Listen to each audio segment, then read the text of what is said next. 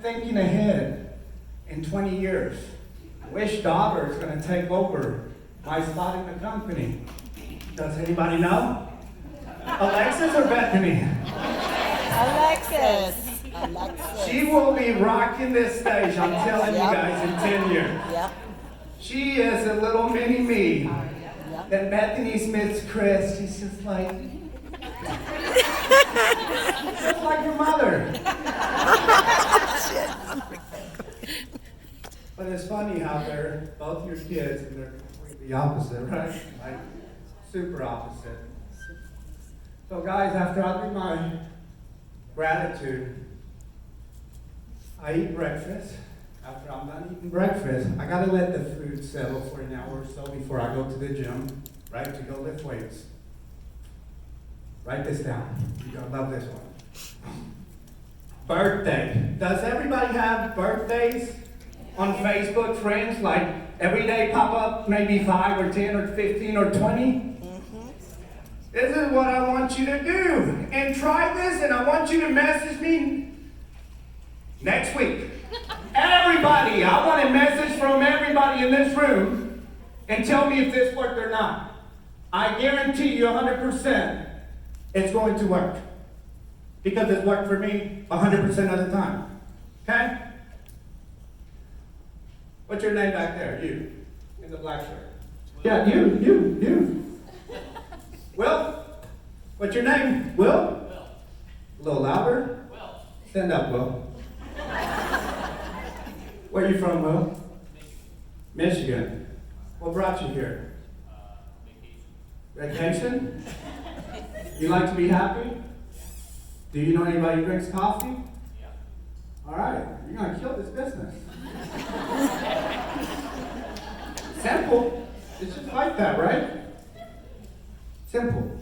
So, check this out. It's your birthday, Will. Okay? You see, all of you just fell just now. You just fell. You're done. Why did I tell him happy birthday? Think about it.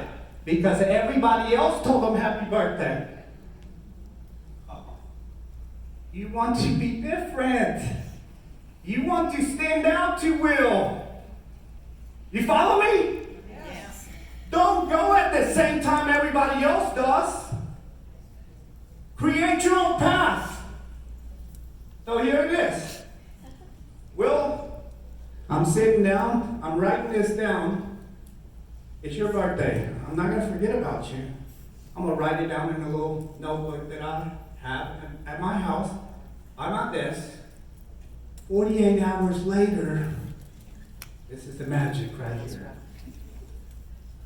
Hey, Will, I'm so sorry, dude, that I completely forgot it's your birthday.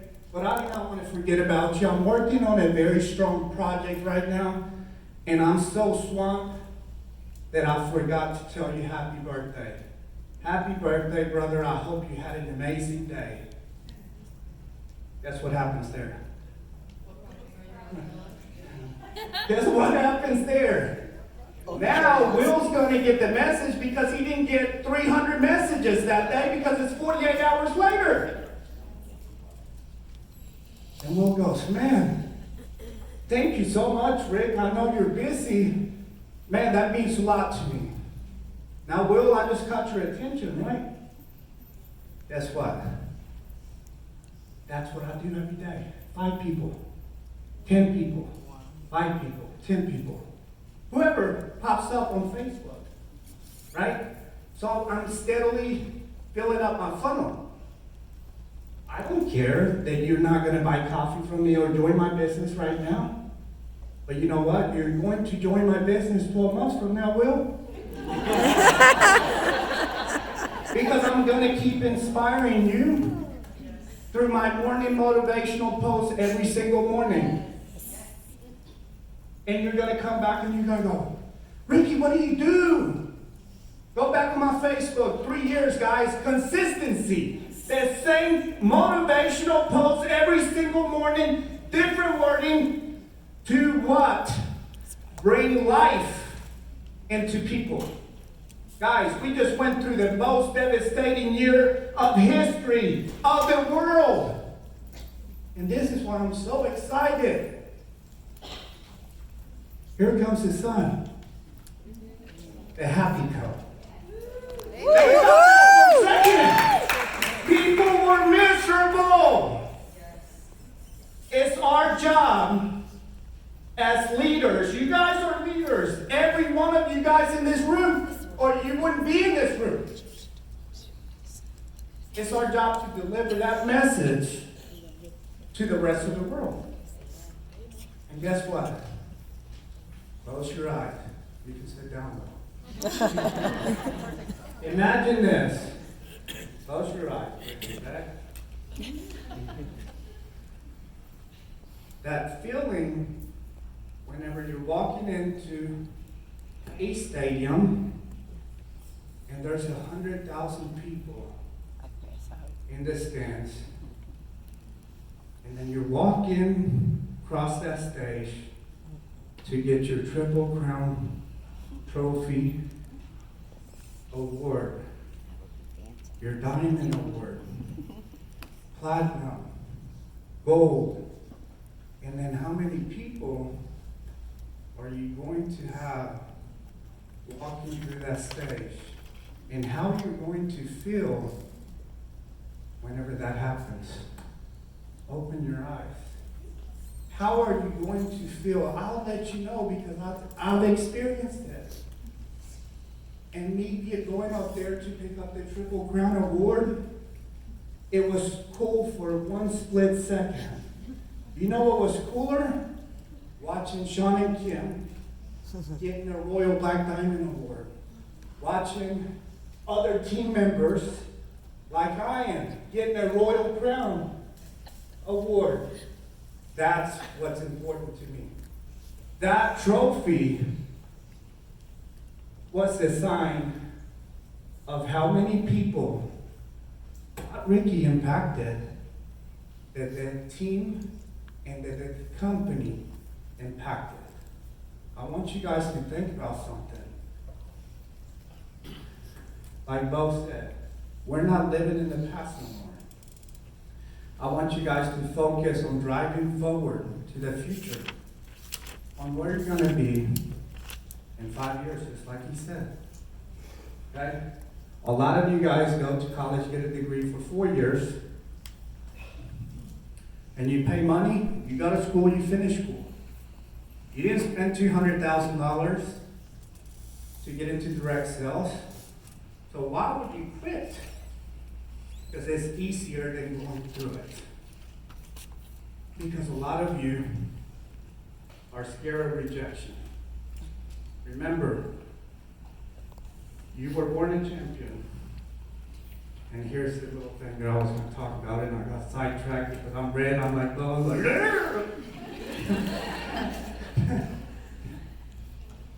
before you came on earth, think about this for a second. You were in a race with probably billions of others. Let me just say it like that nicely. Am I right or wrong? You're right. And who won? So why would you ever tell yourself that I'm not good enough, that I can't be like Ricky Durant, that I can't be like Randy Beck, that I can't be like Chris Schweda? Quit telling yourself that story. You are good enough. You're God's children. He put you here for a purpose, to go out there and impact other people. Amen.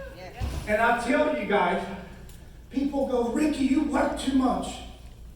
And I said, no, I don't, because I love what I do. Amen. No, I don't.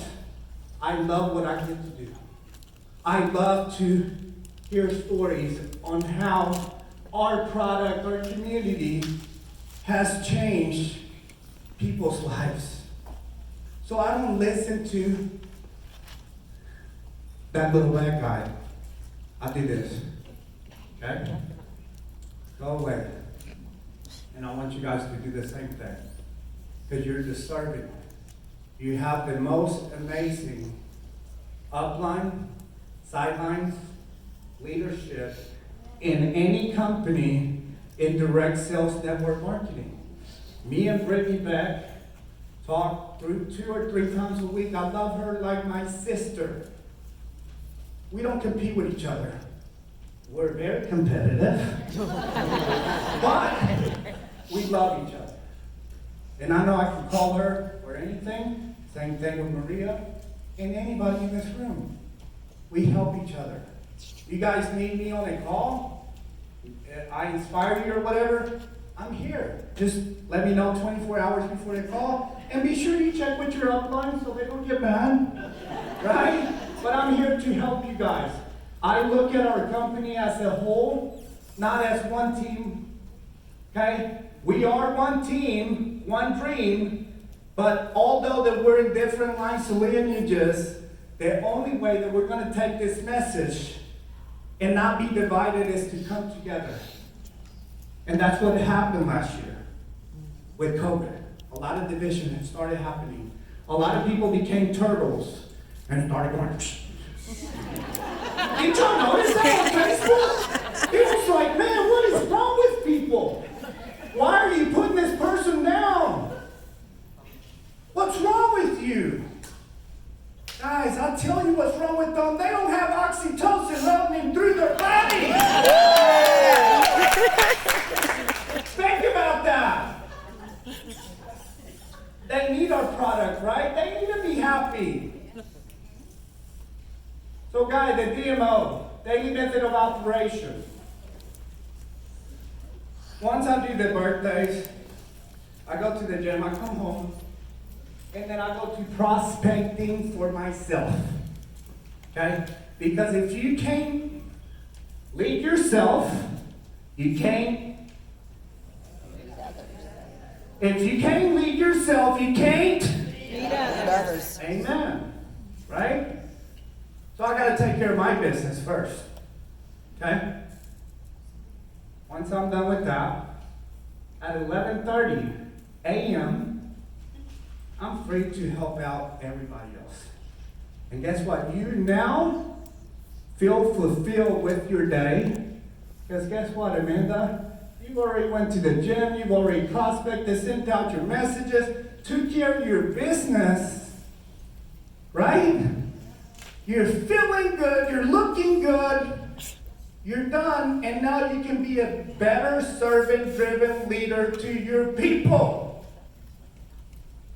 And then guess what happens? After 3 years, after hearing Chris go, dude, you need to spend time with your family.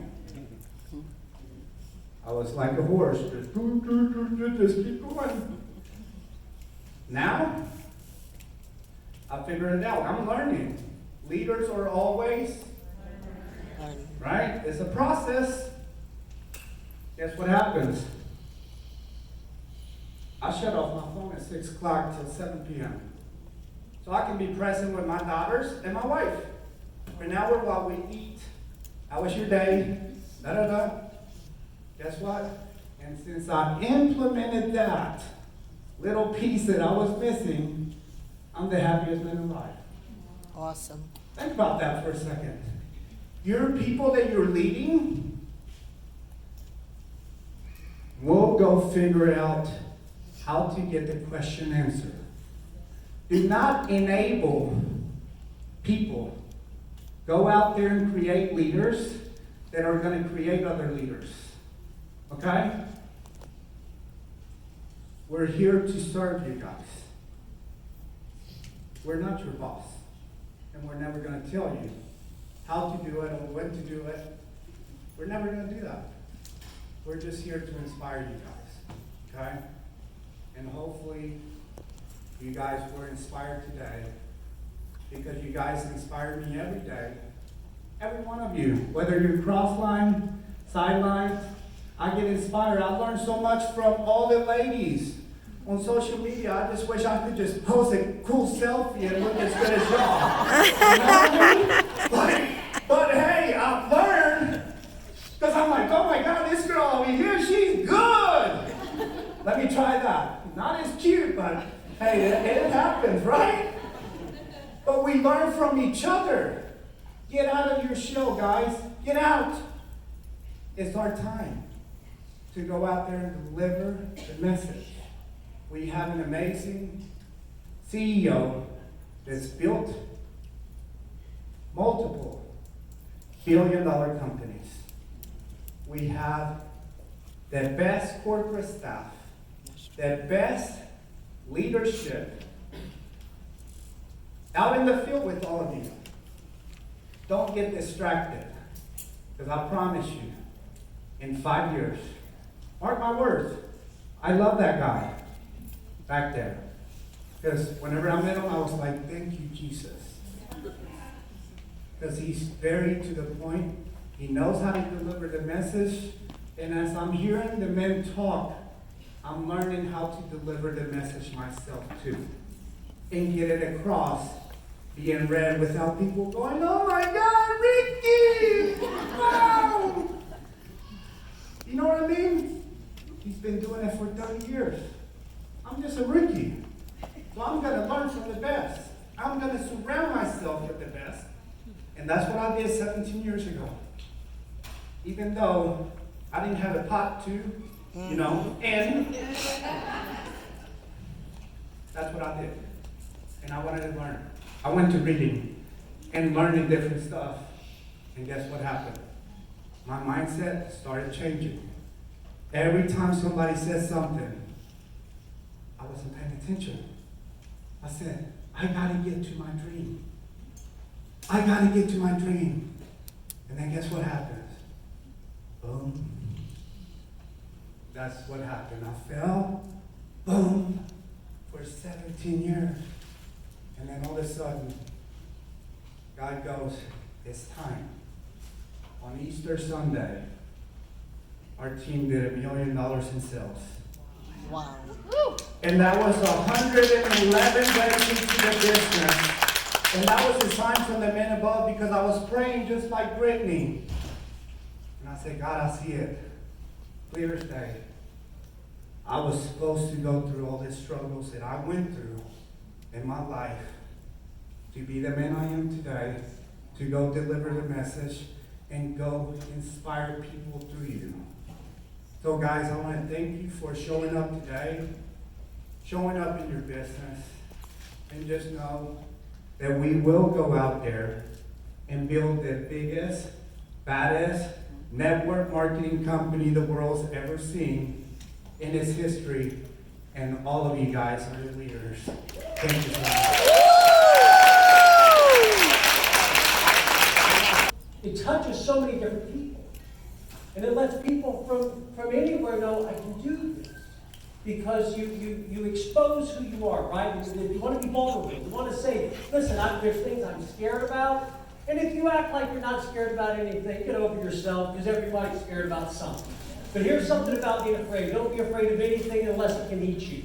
It's probably a good place to start. So what I wanted to do before I get into some training as well, I wanted to bring up some leaders and kind of ask them some questions that you may be thinking to yourself. And I'm not going to say, well, how do you contact people? How do you overcome objections? I don't want to do that. I want to talk to the core of what you're experiencing and the core of what you're going through to become the best version of you in this process. So let's do this. And as I go to, you just say who you are and where you're from as well. That would be great, because for other people who may not know you. So, how was your plane trip? Was everything okay? I'm so glad you made it okay. I tried to reach out to you on a plane when I saw your message. And so let's start here. Simple question. As you've been through this process, as you've gone through this part of your journey, yeah, you got to hold both. That's right. We announced it in the beginning, but don't feel bad. So here's what I want to know: as you go. That feeling of unworthiness.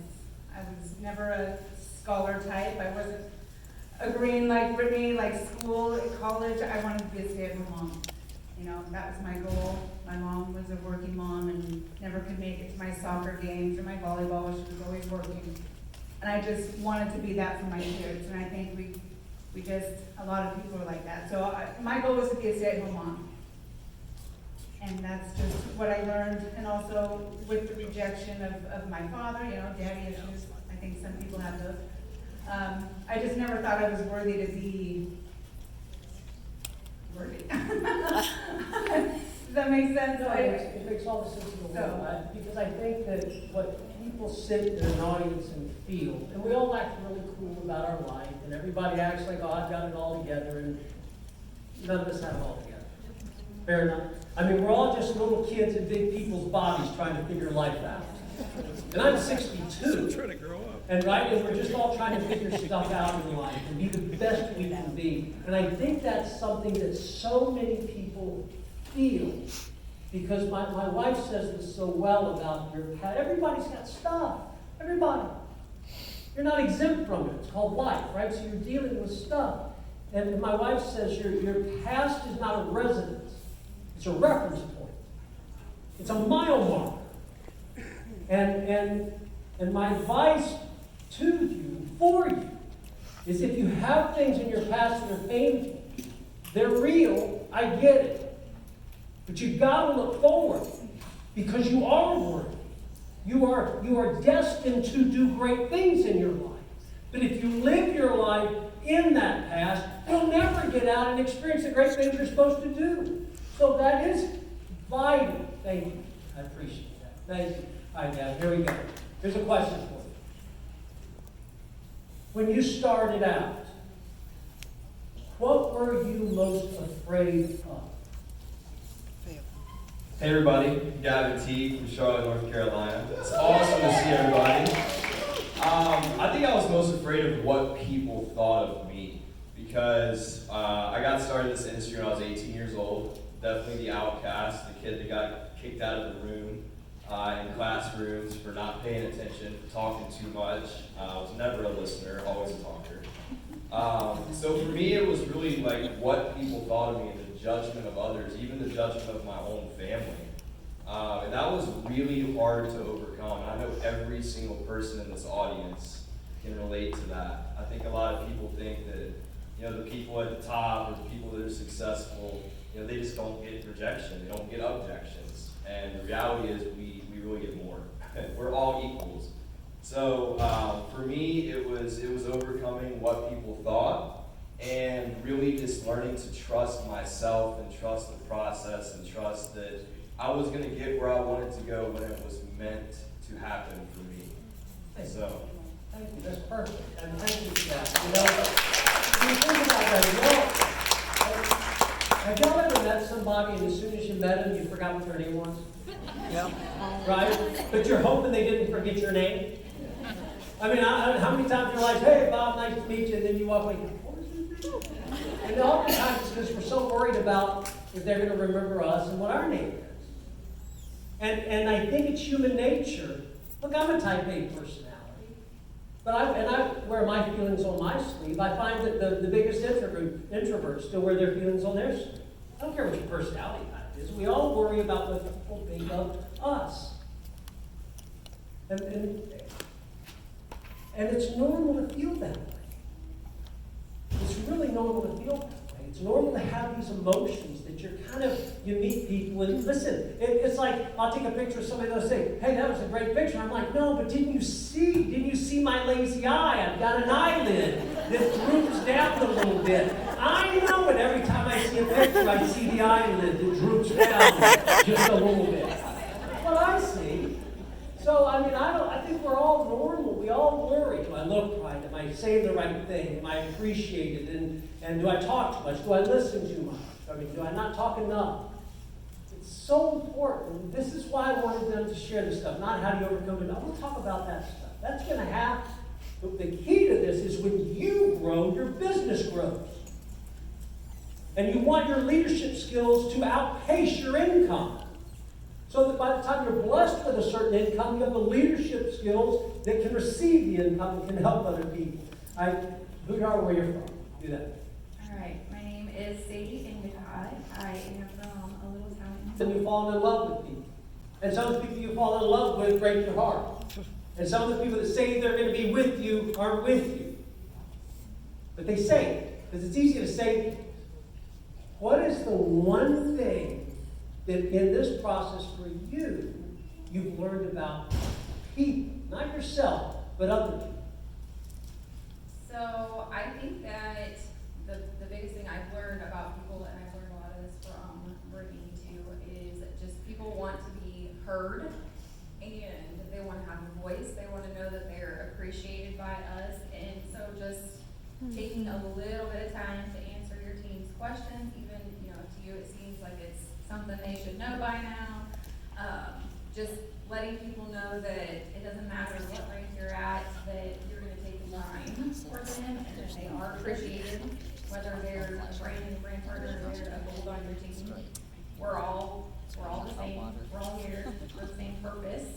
And that I think that makes a huge difference. I've noticed as I've implemented that over the years, it's made a big difference in my business. Just letting people know that I appreciate them and I hear them, and we pass their concerns up to corporate. So that's how Now, see, I want you to think about this. I want you to think of your questions just for a minute. Just think about this. I realized I'm worthy. I was wondering what people thought about me. And I realized you have to listen to people and validate and hear what they have to say. Because what people are concerned about is what we're supposed to do to help them. As the leader, realize that your team worries about how they worry. Everybody worries about that. You're doing something you've never done before for most people. You step into this world where it's like, hey, rejection, come find me. Glad to meet you. Right? But so you go through these emotions, and your job as the leader is to validate those emotions. And I didn't even know what you were going to say. But I know as a leader, you'll say the right thing. You'll say the right thing. But that's why I laid out the questions like that. Just real simple thank you. And thank you for saying the right thing. That's one of those things you go, I wonder if they're going to say the right thing. Okay, we go where you're from. Hey, I'm Misty Sarvis, and I am from a very small town in North Carolina called China Grove. North Carolina. All right, here's what I want you to think about. So you look back on this, because I think we all have a tendency to look back and say, I shouldn't have done that, I shouldn't have done that. Chris, you ever felt that way? I should have done it that way, Dave, you got to do better. If you were to look back on your journey to get here, what would you do different? Yeah, so when I started and I ran like faster than anything. I ran super fast. My first month in, I hit silver. My second month, I hit diamond. My third month, I was black diamond. Fourth month, I was royal black diamond. And then 11 months in, I was ambassador. And I think that looking back now, what I would have done differently is when I hit ambassador, I think I kind of went into management mode. And I started, I was teaching my team the things to do, but I personally wasn't doing them myself. Like as Ricky was saying a while ago about how you have to prospect for yourself. Like I wasn't doing those things, and you find yourself, once you build a team, you find yourself reaching out to your team more, helping them, telling them the things to do your DMOs, do your daily whatevers, and you're not doing it yourself, but even though you're at a certain level, you have to continually build your business, do your DMOs, do the daily things, and help your team, but you always have to do you too. And I think that is what I definitely would have done differently, not stop doing the things myself. Thank you for that. Isn't that so true, though? Don't you find yourself, if those of you that have built to a certain level, that's the level you feel some equilibrium with and some comfort with, and you wonder why your team isn't duplicating. Why aren't they doing it? And then you realize, it's because I quit doing it. Because people want to be with you. They don't want to watch you. They want to hear about what you did. They want to do what you're doing. And here's the odd thing. They actually will. They'll do what you do. They won't do what you say to do. It would be great if they would do what you say to do. That would be a network right there. That would be fun to do, is have a network where they just do what you tell them to do. But they don't. They do what you do. Yeah, but that is kind of the journey, right? It's kind of when you're brand new, when you go through stuff, when you validate stuff, and then when you kind of find yourself thinking, you know, maybe I need to go do that again. Because it is a very frustrating place when you get to ambassador. It is going to be as great as it is. It's going to be a frustrating place too, because you still have to look farther. That's why you tell people to constantly make dream boards. I still make dream boards. No, I still do dream boards. I don't care if you can buy everything on your dream board. It doesn't really matter. You still do them. You still make them. You still aspire for things. Thank you. Who you are, where you from?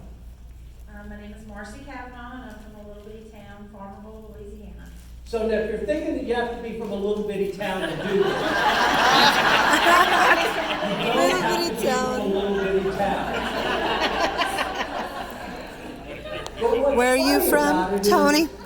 when people say, Where "Oh, are you you don't from?" understand, nobody really lives around me. Well, A little bitty town. Tippero. So just keep that in mind. Okay, as you're going through the journey, I'm a big believer in reading. I'm a big believer in the transformation of books. When you look back at your journey so far, what's the most significant book you've read that gave the most powerful impact on you? I'm not a big reader, Okay. and that's, I need to be better at reading, but I am a big event goer.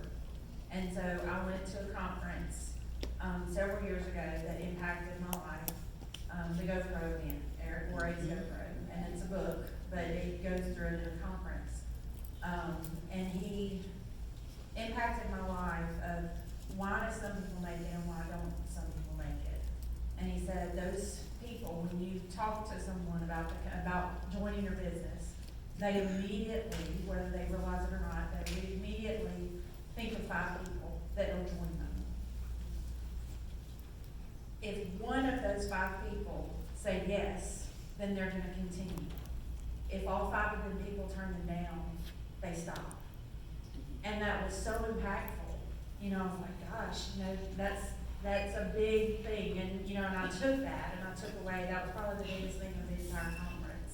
And it made me understand people and why some people never get a customer and why some people go full blown and continue going. And it helped me understand people a lot better and try to build that confidence of going past those 5 people. Thank you. Real quick question. Yes. What were you most afraid of when you got started? The fear of what other people thought of me. Pass it on down. What were you most afraid of when you got started? Of it not working. As I mean, you hear of, and that people still say it today, how you're going to MLM, oh, you know, that's a scam. So definitely not working. What have you learned about you? Yeah. What have I learned about me? Yeah. Not to let that little fear stop you, because honestly, deep down, it has nothing to do with anybody else. It has to do with how bad do you want it. You know, are you willing to do the work? So I learned that I was. Holding out memory. Thank you. What were you most afraid of? Failure, because this was like my 6th network marketing company. I actually was a full-time hospital pharmacist, and I kind of just dabbled in network marketing on the side. And I always just had that like really big dream of quitting my job to do this, and every time I failed. And when I joined here, my husband's always been very supportive, and his first words were, just don't get your hopes up. And so just that fear of, you know, letting him down again or failure, he's very supportive. And I did quit my job.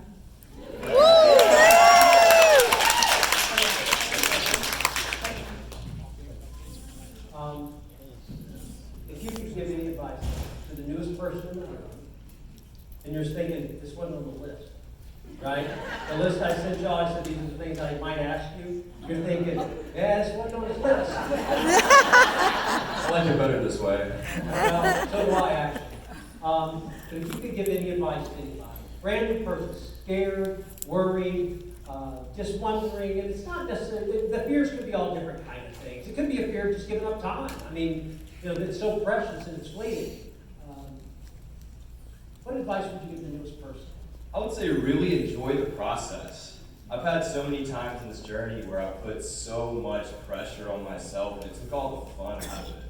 And I think when you start looking at this as something that you have to do instead of something that you want to do, it really changes where you're operating from. And I've always found that when I'm operating from my heart, amazing things happen. When I'm in my head, I'm fearful, I'm worried, I care about what people think, the no's hurt, and I'm just, you truly have to have a big vision, whatever that is for you.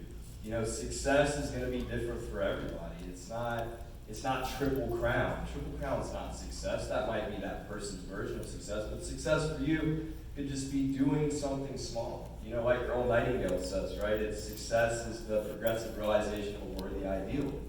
So you have to have a big vision, and you have to go ahead and make up your mind that you're not going to quit.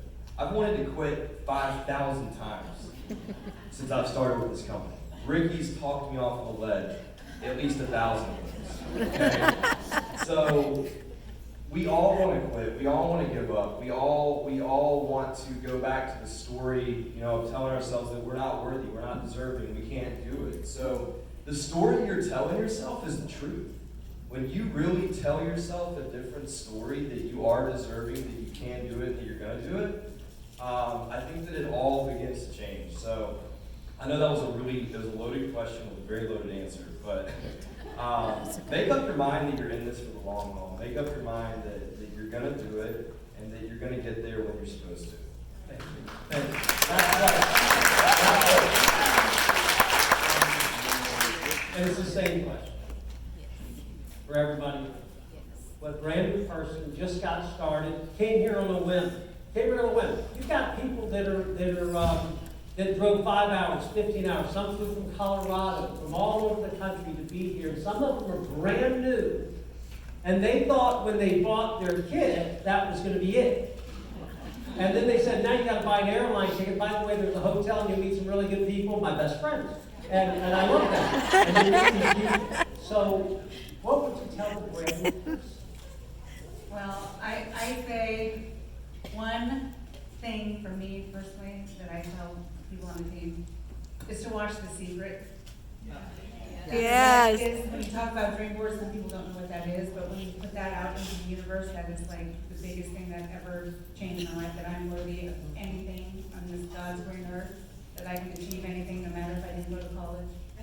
And I just finished a book this weekend on the plane, Outwitting the Devil, that Chris Schweda had recommended to me, and I am uninstalling my Telegram app this weekend because I've been sucked up into the COVID world chaos that is the devil.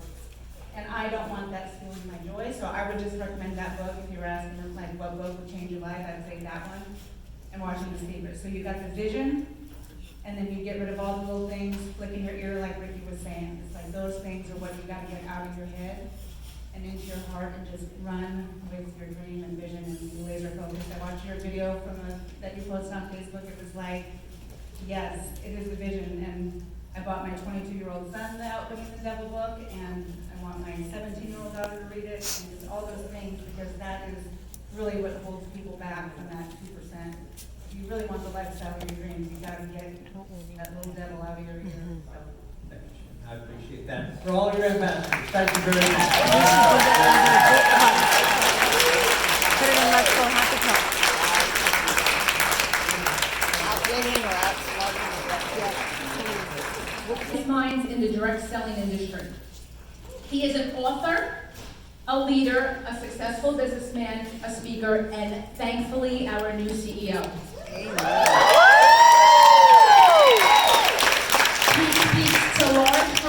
He speaks to groups as small as 100 and as large as 60,000. You can tell he's very captivating when he speaks, and that's why I know a lot of people came here to hear him speak and to train. He's been said to develop great leaders, touch and inspire people with his lessons on leadership, help individuals achieve personal greatness, and we are so very lucky to have him lead us. So without further ado, Mr. Bo Shore.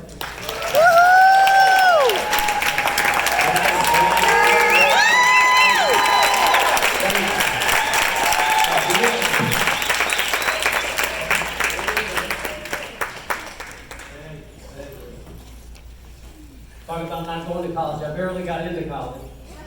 and I barely graduated college.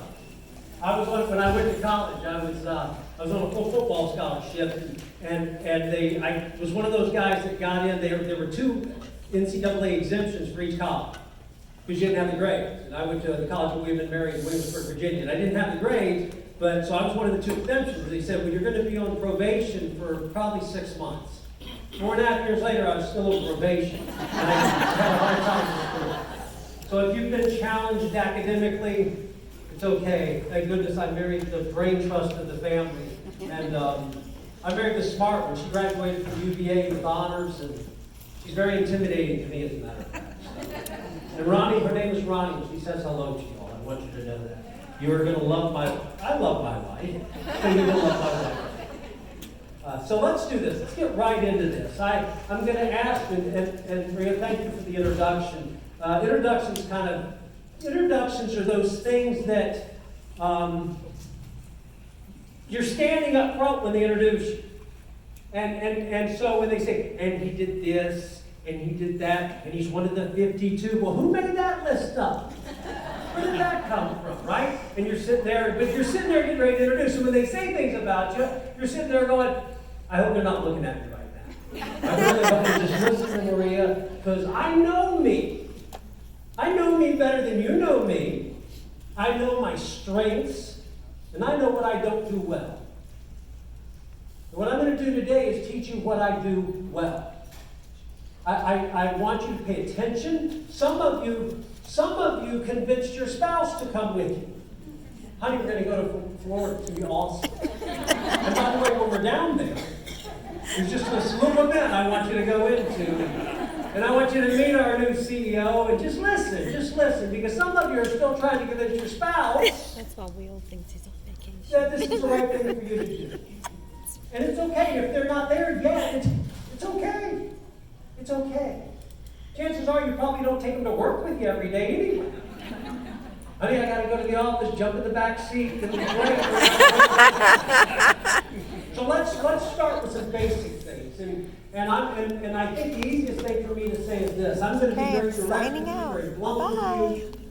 And it's because I want